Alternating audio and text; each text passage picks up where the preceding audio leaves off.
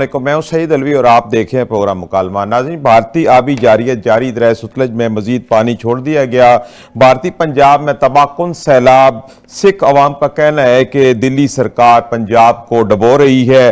दरियाओं की ज़मीनों पर गैर कानूनी हाउसिंग सोसाइटियों की तामीर, इस हवाले से वज़ीर इत्तलात पंजाब उज़्मा बुखारी ने एक खसूसी न्यूज़ ब्रीफिंग दी है। मुल्क में मौसमियाती तब्दीली के मसाइल क्या है, इस हवाले से तफसीली बातचीत करेंगे। मुझे प्रोग्राम में ज्वाइन कर रहे हैं अब्दुल्ला हमीद गुल साहब, आप सरबराह हैं नौजवान पाकिस्तान के। अब्दुल्ला हमीद गुल साहब, मुकालमा में खुशामदीद। बहुत शुक्रिया जी, अस्सलाम वालेकुम। जी वालेकुम सलाम। अब्दुल्ला हमीद गुल साहब, ये भारतीय आबी जारियत का मामला है, ये दिन ब दिन बढ़ता जा रहा है। अब उन्होंने दरिया सतलज में पानी छोड़ दिया है। कभी भारत की तरफ से खैर की खबर आई तो नहीं है, लेकिन ये ऐसे जो इस वक्त आबी जारियत जारी है, आप क्या समझते हैं कि ये भारत की सरासर बदनीति है? बिस्मिल्लाहिर्रहमानिर्रहीम। भारत की बदनीयती में तो कोई, मेरे ख्याल में कोई भी उभाम नहीं होना चाहिए। उसकी वजह यह है कि कभी वो पानी रोक के और कभी पानी छोड़ के जो है वो हमसे इंतकाम लेता रहता है। और ये उसकी सरिश्त के अंदर है, बेईमानी और धोखा, ये वो इससे हट नहीं सकते। दूसरी बात जो है वो शुरू में जो मेरे ख्याल में सैलाब आए थे, उसके अंदर एक बहुत बड़ी वजह ये थी कि भारत पानी स्टोर करता रहा और वो ये चाहता था कि ये आबी जहरियत करे और पाकिस्तान को एक ऐसा नुकसान पहुंचाए जिससे पानी जो है वो इस सतह के ऊपर आए कि जहां हमारे पुल हैं वो टूट जाएं, हमारे देहात जो है वो ज़ेरे आब आ जाएं, हमें जो इस टाइम पे ज़रूरी नुकसान है वो पहुंचाया जा सके। और जाहिर है मुआशी नुकसान जो है वो इसके साथ ही जो है वो लगा होता है। तो भारत ने जब एक खास सतह तक जहां डेंजर जोन था, उससे भी ऊपर पानी जो है वो भर लिया डैमों में। नतीजा ये हुआ कि वो आपके सामने है। अब मसला यह है कि उसमें कुछ उनका जो डैम था एक, वो भी टूट गया और उससे उनको भी जो है वो नुकसान हुआ यकीनन, जो कि वो शायद इसका अंदाजा नहीं कर पा रहे थे, लेकिन उनको भी बहुत तकलीफ हुई। लेकिन अब जो सूरत हाल है, ये भी हकीकत है कि इस टाइम पे एक सैलाबी कैफियत भारत में भी मौजूद है, खास तौर पे भारतीय पंजाब के अंदर। लेकिन जो इस टाइम पे मोदी सरकार का भारतीय पंजाब के सिखों के साथ रवैया है, वो मेरे ख्याल में एक जालमाना रवैया है और एक ऐसा रवैया है जो दुश्मनी की बुनियाद के ऊपर है। इससे पहले जब पाक भारत मार्का हुआ, अल्लाह ने हमें फतह याद किया, तो हमने देखा कि किस तरीके से सिखों के ऊपर पहले अमृतसर पे मिसाइल मारे गए, 6 बैलिस्टिक मिसाइल जो है वो उनको मारे गए। तो ये भी एक हकीकत है। और उसके बाद अब भारतीय सरकार की जानिब से चुप का रोजा रखना भारतीय पंजाब के हवाले से, जिसमें सैलाब की तबाहकारियां जो है वो अरूज के ऊपर हैं, और दूसरी जानिब जो है उनकी मदद को ना आना। वहाँ जितनी भी मदद हो रही है वो सिख जो है अपनी मदद आपके तहत जो है वो काम कर रहे हैं। ये तो है भारत का। अब दूसरी जानिब जो है वो भारत के जहां हवाले से ये बातें हैं, लेकिन उसके अंदर मेरे ख्याल में पाकिस्तान के अंदर जो हमें पिछले 37 साल में, क्योंकि 1988 में एक सुपर फ्लड आया था, जी बिल्कुल, सुपर फ्लड के बाद जो है वो अब 37 साल गुजर गए हैं। 37 साल में पाकिस्तान ने अपनी गलतियों से क्या सीखा? बात तो ये है, बात यह है कि पिछले साल जब फ्लड आए थे, मैं नहीं कह रहा तो वह इस तरह की तबाहकारी लेके आए थे, लेकिन बहरहाल वो एक बड़े फ्लड थे। और उनके बाद क्या हम, अगर बेहतर तो ये था कि हम अपने हुक्मरानों को फिर नवंबर के अंदर, अक्टूबर के अंदर, दिसंबर में हम देखते कि वो आबी गुजरगाहों के ऊपर जो है वो जा रहे होते, वो कश्तियों में सवार होते, वो जाके लोगों के साथ फोटो सेशन करा रहे होते और पता चल रहा होता कि ये हमने जो है तामीराती काम और ये सोच और फिक्र जो है हमने अपने लोगों के लिए देनी है। क्योंकि अब देखा ये जा रहा है कि हमारे जितने भी हुक्मरान हैं वो एडमिनिस्ट्रेटिव ड्यूटी दे रहे हैं, जिसके लिए मेरे ख्याल में कमिश्नरेट्स जो है वो बाकायदा तैयार की जाती हैं, उनका काम होता है। अभी एक, मैं नाम लिए बगैर ये कहूंगा कि एक चीफ मिनिस्टर जो है वो ये फरमा रहे थे कि भाई आप जो है वो जब पानी आए तो आपने जो है वो लोगों को अलार्म बजाना है। भाई, और डीसी कमिश्नर को आप ये बता रहे हैं कि अलार्म बजाना है, अलार्म तो उनको पता है, वो जी बिल्कुल, तो एक रूटीन मैटर है। बिल्कुल। अच्छा सर, ये बताएं कि इस वक्त जो कुदरती आबी गुजरगाहें हैं पाकिस्तान के अंदर, जो दरियाओं की जमीनें हैं, गो के दरिया बहुत अरसे बाद बहा है अपने फुल स्पीड के ऊपर, लेकिन ये जो दरिया की जमीनों के ऊपर कब्जे का मामला है, आज पंजाब में वज़ीर मामलात, तो उस्मा बुखारी ने भी इस तरफ इशारा किया है कि जो गैर कानूनी तामीरात है दरियाओं के ऊपर, असल मसला तो यही है। पानी का आना तो एक खुशहाली की और अच्छी बात है, लेकिन आबी गुजरगाहों के ऊपर जो गैर कानूनी तामीरात है ये किस तरह से खत्म हो सकती है, और इसमें बासर लोग भी इन्वॉल्व हैं। तो इस मामले में कोई कानून साजी की जरूरत है, किसी अथॉरिटी की जरूरत है, किसी तवज्जो की जरूरत है ताकि हम इस मसले से निकल सके, क्योंकि वो कहा जाता है कि दरिया तो अपने रास्ते से आता ही है, चाहे जितने अरसे बाद मर्जी आ जाए। अली साहब देखिए, बात यह है कि अज़मा बुखारी साहिबा ने जो बात कही है, पानी ज़्यादा आना अच्छी बात नहीं होती, क्योंकि पानी जो होता है वो ज़ाहिर है कुदरती आफत कहलाता है और पूरी दुनिया में ऐसा होता है, ये नहीं है कि नहीं होता। लेकिन चीन के अंदर अगर आ सकता है, भारत में आ सकता है, अमेरिका के अंदर अभी टेक्सास जैसी जगह के अंदर सैलाब आया, तो डेलिस के अंदर, तो मकसद यहाँ ये कहने का है कि ये सारी चीज़ अपनी जगह है, लेकिन जो पानी है उसके मुतल्लिक ये बात नहीं करनी चाहिए कि वो खुशाइंद होता है। बहरहाल हमें ने जो बात तो वही आ रही है कि हमने सीखा क्या। अब मसला यहाँ यह है कि हाउसिंग कॉलोनी जिन्होंने बनाई थी, पकड़ लेना जी, वो तो जाहिर है अलवी साहब ने बनाई थी और अब्दुल्ला गुल ने बनाई थी, ऐसा ही है ना, तो हम लोगों को गिरफ्तार कर लिया जाए। मैं तो टीवी पे बोल रहा हूँ। तो अगर हमने नहीं बनाई थी तो फिर जिसने बनाई है ना, उसमें जिसने बनाई और जिसने बनाने की इजाजत दी वो कौमी मुजरिम है, उसकी वजह से लोगों का जान और माल जो है उसका ज़या हुआ, उनके ऊपर जो है वो कत्ल की FIR कटनी चाहिए, ये मेरा मुतालबा है। और मैं अगर गलत कह रहा हूं तो बताइए। और फिर उन लोगों पे भी कत्ल की FIR कटनी चाहिए जिनकी वजह से जो ये नुकसानात हुए, जिन्होंने डैम नहीं बनने दिए, जिन्होंने जो है वो माजी में पॉलिसियों को नहीं जो है वो इम्प्लीमेंट करवाया या पॉलिसी बनाई नहीं, यानी कि ये सिर्फ 2 महीने 2.5 महीने की जो बात है उसके अंदर जो है वो एक फोटो सेशन करते हैं, अवाम के सामने रोना रोते हैं और अपनी सियासत को चमकाने का मौका देते हैं लोगों के आंसुओं के ऊपर। उसके बाद जो है वो गैर मुल्की इमदाद के मुतमन्नी होते हैं और जब वो इमदाद आ जाती है तो फिर वो अपने ही अपने लोगों को बंट जाती है, कुछ बंट जाती है और कुछ कट जाती है। आप समझ रहे हैं ना, अपना अपना कट होता है उसके अंदर। तो मकसद यहाँ ये है अलवी साहब कि ये अब पंजाब में जो एक गिरफ्तारी हुई है तो वो तो सियासी शख्सियत नहीं थे, जो सियासी शख्सियत हैं जिनके मुतालिक सब जानते हैं, पकड़ ले उनको, जिन्होंने बनाया है, जिनकी वजह से जो है वो, और सबको पता था।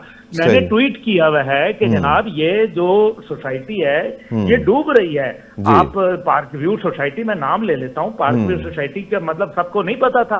तो फिर अब देखें हजूरे वाला बात यह है कि अगर आपने छोटे लोगों को पकड़ना है तो बेहतर है उन लोगों को छोड़ दें, क्योंकि अगर छोटों से इंसाफ करना है और बड़ों को आपने इज्जत देनी है, उनको जो है उनके जराइम पर पर्दा डालना है, तो फिर चलें गरीब आवाम को जहां वो और मर रही है और मारो उसको। तो वो तो फिर देखें ना, बात यह है कि असल हकीकत यह है कि नाकिस पॉलिसियां, अवाम की बेहिसी, अवाम का भी इसमें कसूर है। क्यों उन्होंने अभी गुजरगाहों पे और नाजायज चीजों पे करके, और हाँ जी बिल्कुल, आपकी बात बिल्कुल ठीक कह रहे हैं आप। अच्छा अब्दुल्ला अमीर गुल साहब, आपने डैमों की भी बात की कि नहीं बनाए गए, वो लोग भी कसूरवार हैं। तो ये जो सबसे बड़ा डैम जिसका जिक्र आता है काला बाग डैम, आप क्या समझते हैं कि इसका बनना जरूरी है? इसके लिए कोई ऐसी कौमी हिकमत अमली बनाई जानी चाहिए ताकि कोई बड़े डैम हो, ताकि हमारे पावर सेक्टर का भी मसला हल हो और हम इस पानी के जो एक स्टोरेज है इसको हम इस्तेमाल में भी ला सकें। तो कोई ऐसा हाल मुमकिन है कि काला बाग डैम की तरफ हम बढ़ सकते हैं? देखिए, ये डैम ना बनाए ना, आप ना बनाए, मुतबादल दे दें। जो लोग डैम की मुखालफत कर रहे हैं उनसे कहें मुतबादल दे दें कि इससे पानी की स्टोरेज, इससे जो पन बिजली का जो कम कीमत के ऊपर जो उसकी लागत है वो उससे बेहतर फार्मूला हो सकता है। इतने बड़े बड़े महान हमारे जो लोग बैठे हुए हैं उनके पास इसका यकीनन मुतबादल होगा। अगर वो सिर्फ इसके ऊपर सियासत चमका रहे हैं, देखिए सियासत के चमकाने में तो उनको जाती फायदा है, लेकिन इसके अंदर अवाम जो है वो लुकमा अजल बन जाती है। अब देखने की वाली बात यह है कि ये जो डैम है इसके ऊपर जितनी लागत आ चुकी है, PC1, PC2, PC3 जो है प्रोजेक्ट कॉस्ट वो बन चुकी है, उसके ऊपर आप बता दें कि हाँ भाई इसके मुतबादल ये एक नया डैम है या ये बिजली का तरीका है या ये पानी स्टोरेज का। अब पाकिस्तान में पानी की स्टोरेज जो है टोटल 2 करोड़ 5 लाख क्यूसेक जो है वो उसकी स्टोरेज है, जो कि इंतहाई कम है। अब मुझे ये बताइए कि जो मैंने गुजारिश की कि 37 साल में सुपर फ्लड के बाद आपने क्या आपकी हिकमत अमली थी, क्या पॉलिसी बनाई आपने।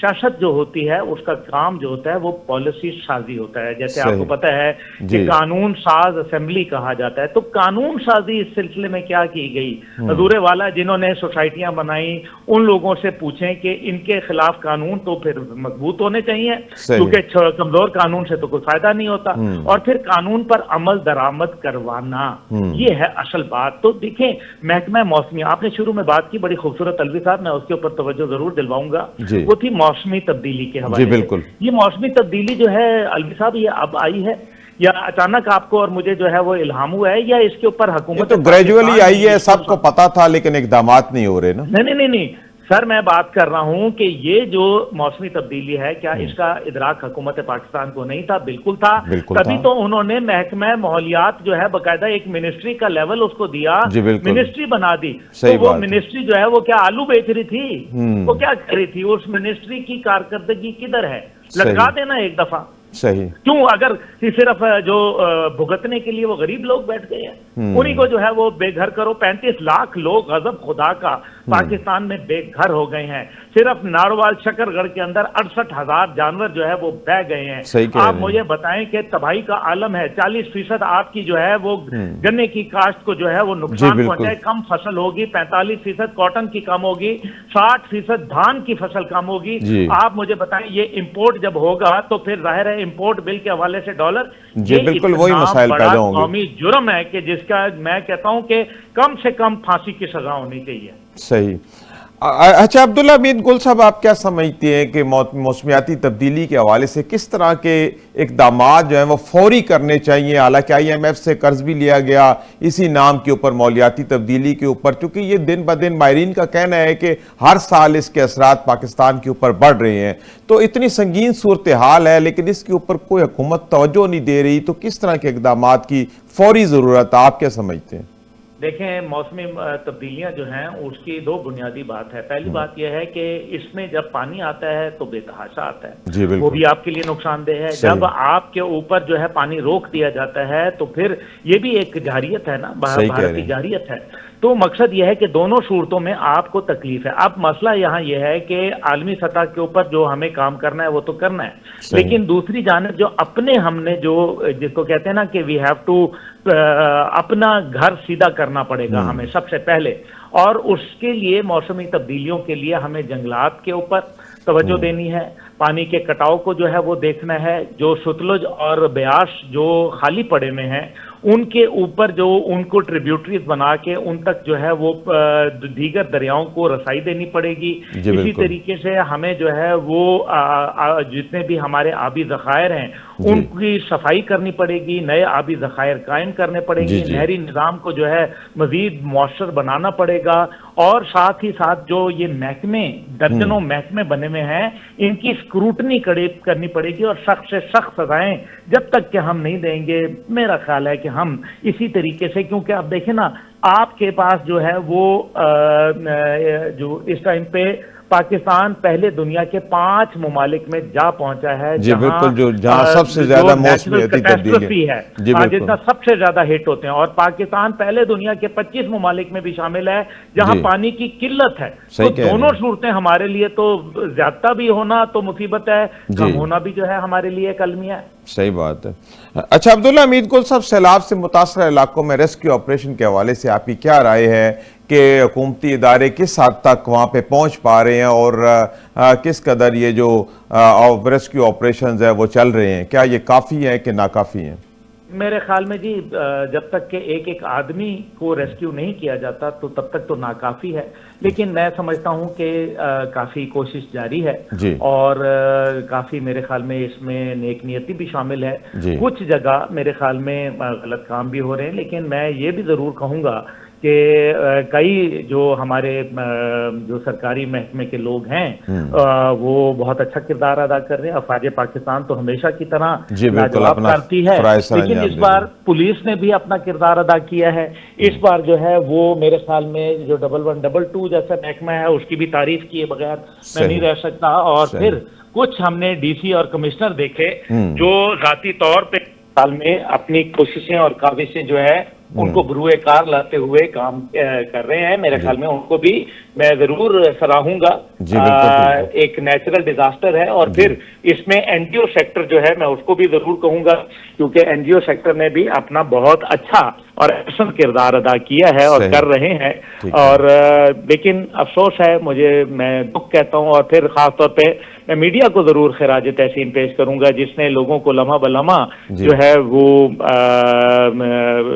इस सारे कुदरती आफत से जो है वो उनको चौकन्ना रखा। सही। और मेरे ख्याल में काफी लोगों की जिंदगी बचाने में मीडिया का भी बहुत बड़ा किरदार है। जी, मैं जी। आपका शुक्रगुजार हूं। मैंने किसी जी जगह जी जी पहुंचना बहुत शुक्रिया अब्दुल्ला मीर गुल साहब, आपने वक्त निकाला और प्रोग्राम में शामिल हुए। नाज़रीन, इसी के साथ वक्त हुआ एक ब्रेक का। हाजिर होते हैं छोटे से वक्फे के बाद।